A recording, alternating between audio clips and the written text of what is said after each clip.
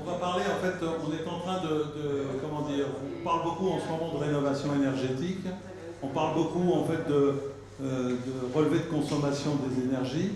En fait, nous avons, nous, chez Dom Pilote, développé des systèmes qui permettent maintenant de faire une gestion des consommations de consommation d'énergie à l'intérieur de l'habitat. Alors je parle de l'habitat collectif, et maintenant on est en train de se lancer, puisqu'on a des demandes dans ce domaine-là, sur le petit tertiaire, et entre autres, par exemple, nous avons été interrogés pour une école dans une commune de 78, une école, enfin où il y a 19 bâtiments, et on nous a demandé effectivement d'installer nos systèmes pour pouvoir faire un contrôle des consommations. Alors c'est droite.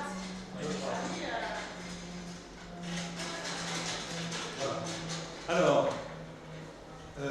au début, lorsque nous avons commencé à travailler, nous avons développé un concentrateur autonome de gestion d'objets connectés.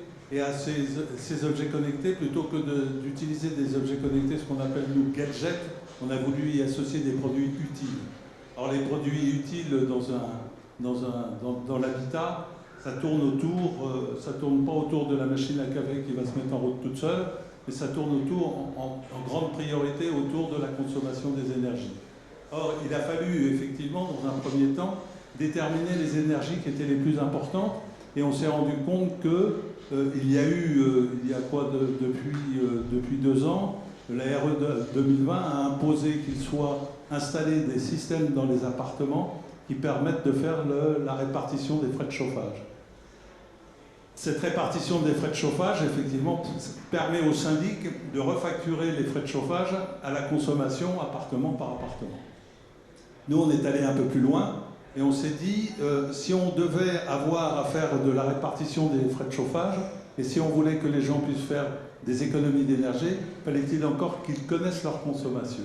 Et leur consommation, en fait, jusqu'à présent, ils en ont connaissance à partir du moment où ils reçoivent la facture.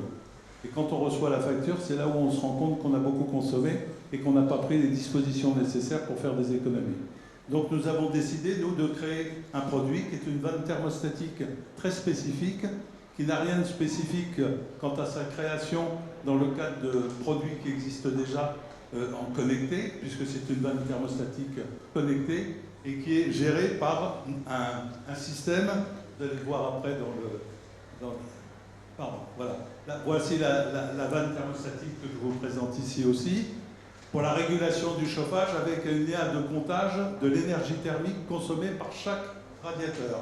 C'est-à-dire que l'on a réussi à créer en fait finalement un comptage à l'intérieur de la tête thermostatique qui est traité et par la tête thermostatique et par le concentrateur que nous avons mis en place pour récupérer les informations.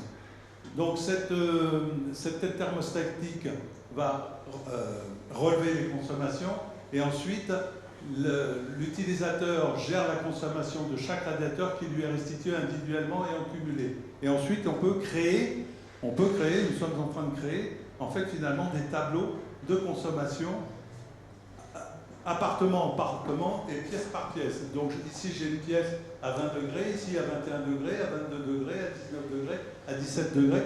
Je suis capable en fait finalement d'illustrer, en fait de gérer mes consommations pièce par pièce et en fonction en fait des besoins que j'ai de chauffage. Ensuite, j'ai ici le satellite auto confort hors gel éco. Je suis capable en fait finalement de gérer avec le concentrateur. Effectivement, si je pars en vacances, je peux mettre toutes les températures. Je mets toutes les températures à 15, mettons à 15 degrés. Si je mets en hors gel, je quitte, je vais laisser à 8 degrés. J'ai en fait finalement tout un système de satellites de chaudière qui se trouve installé sur le concentrateur, donc qui va donner des ordres à la vanne thermostatique. Voilà, donc ici c'est encore une présentation des résultats. Donc j'ai ici l'adresse de l'immeuble, j'ai des appartements, et ensuite chaque appartement va me redonner des informations qui sont capables de dire voilà, la consommation en décembre j'ai fait tant, l'objectif saison j'avais tant, le consommation total de l'immeuble octobre-décembre c'est ça, j'ai ma consigne à temps, et ainsi de suite. Toutes ces informations vont permettre à l'utilisateur de gérer véritablement en fait finalement son chauffage, enfin son énergie. Donc, j'ai ici mon concentrateur, ici j'ai mes têtes thermostatiques, ici je récupère, il est autonome, donc je récupère toutes les informations des têtes thermostatiques à l'intérieur, lui analyse toutes ces informations, les conserve dans sa mémoire, et c'est gardé pendant 24 mois. Par contre, tous les fins de mois, je fais un système push, c'est-à-dire que j'envoie en fait finalement toutes les informations des radiateurs de l'appartement sur une plateforme qui va me donner les tableaux que je vous ai présentés avant, c'est-à-dire qui va vous donner une vision globale en fait du chauffage et des consommations de chauffage en kilowattheure. Ce qui va permettre, dans le cadre de la répartition des frais de chauffage, de donner au syndic une véritable vision de la consommation de chaque appartement. Lui n'aura pas effectivement la consommation radiateur par radiateur, mais pourra faire une facturation des consommations individuelles de chauffage. D'accord ? Comme il est prévu dans la RE 2000. J'ai ici, effectivement, le syndic reçoit sa facture globale, donc j'ai une valeur de 100 à cet endroit-là. Ensuite, je prends cette facture, je l'insère dans le système de répartition, et c'est là où j'ai en fait la répartition par appartement en pourcentage, et ensuite ça va faire en fait un calcul automatique et donner en fait finalement la répartition en fonction du pourcentage consommé par rapport à l'ensemble. Ce qui est simple, qui ne donne pas en fait finalement autre chose que... Alors, on peut avoir éventuellement une petite différence de 1% de consommation, mais ça n'a pas d'incidence puisqu'en fait finalement ce 1% va se retrouver sur l'ensemble des consommations de l'immeuble. Voilà un peu le type de tableau qu'on récupère aussi. Alors là, on va beaucoup plus loin, c'est là où on est capable d'avoir une vision très pragmatique de l'installation de chauffage. C'est-à-dire qu'on est capable d'avoir un diagnostic de l'installation, puisqu'ici on va récupérer un certain nombre d'informations en disant par exemple, voilà, les pièces, la date de température, la consigne 1, la consigne 2, la fin des consommations manuelles. Ça, c'est à partir du moment où une personne va changer les directives du concentrateur, on va le voir apparaître sur la fiche. Ensuite, on a les pourcentages d'ouverture des vannes. Ensuite, on a un compteur. Ensuite, on a les kilowattheures. On a les régimes. On a la puissance des radiateurs. Le diamètre, en fait, finalement, des vannes. Et la valeur des vannes, c'est-à-dire des réglages des vannes en fonction de la puissance des radiateurs. Voilà. Donc, on a développé un produit qui nous permet de faire une analyse du comportement des paramètres dimensionnels de l'installation, la mise en évidence des défauts et la confirmation par rapport. Voilà, donc on est allé assez loin dans le développement de ce produit. Ce produit, effectivement, qui est unique, parce que ça n'existe pas encore sur le marché. C'est un nouveau produit, c'est une rupture, on peut le dire, c'est une rupture par rapport à ce qui se fait habituellement et en ce moment dans le domaine de la répartition des frais de chauffage. Là, on va véritablement à l'essentiel, c'est-à-dire qu'on a une consommation en kilowattheure qui sort. En fait, finalement, c'est ce qui détermine la facturation, effectivement, du chauffage à l'heure actuelle.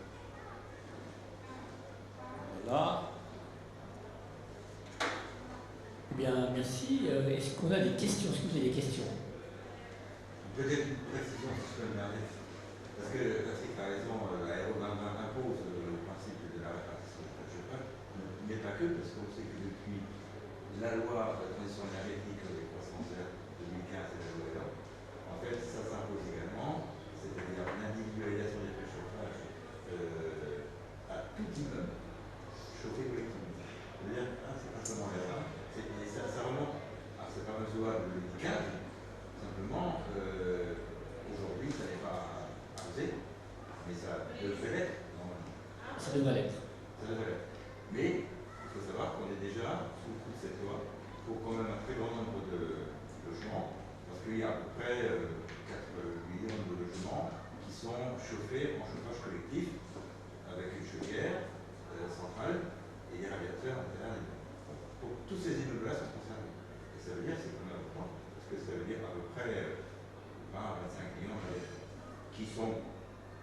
occuper une petite partie seule, indépendamment du neuf. C'est important à dire parce que une technologie comme celle-là pourrait être aussi mise en place déjà dans le parc ancien. Tout à fait. Le locataire, lui, finalement, on va lui mettre à disposition demain cette information de la consommation par pièce. Ouais. Et il les aura non pas simplement de manière sommée à la fin du mois, mais de manière permanente. réelle. Voilà, c'est-à-dire qu'il aura accès à une plateforme web sur laquelle, en fait, finalement, il aura un accès à son appartement. D'accord ? Et quand il ouvrira, alors, il aura peut-être que pas quelques informations, mais en fait, finalement, la puissance du radiateur, c'est pas pour lui, il s'en fout, de toute façon, il a loué un. Voilà. Le diamètre des vannes, alors, lui, il va avoir ça, c'est kilowattheures.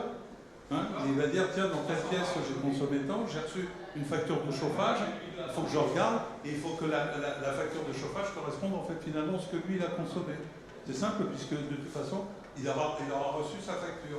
Et sur sa facture, il sera marqué, vous avez consommé 14% par rapport à la valeur. Et les pourcentages d'ouverture, il s'en fout. Les consignes, si, il en aura besoin, parce que sur la plateforme, il va pouvoir lui-même changer, il va pouvoir en fait finalement avoir accès à son installation, c'est-à-dire à ses vannes au concentrateur, à qui il pourra donner des informations en lui disant on change, on passe on est à 20, ben on va passer à 18 maintenant. Et il va mettre à 18, ça va lui permettre de faire des économies d'énergie. En fait, c'est une gestion personnelle. On part d'un principe, c'est que finalement, donner ça à d'autres personnes, à des structures qui en fait finalement vous font des réflexions sur la consommation d'énergie, si vous n'êtes pas capable de la faire vous-même, à mon avis, il y a un problème. D'accord ? C'est pas à d'autres de vous dire ce que vous devez faire, c'est à vous de prendre les décisions qui s'imposent. C'était le mot de la fin alors. Pas d'autres questions ? Merci Christian. Ben, on peut l'applaudir.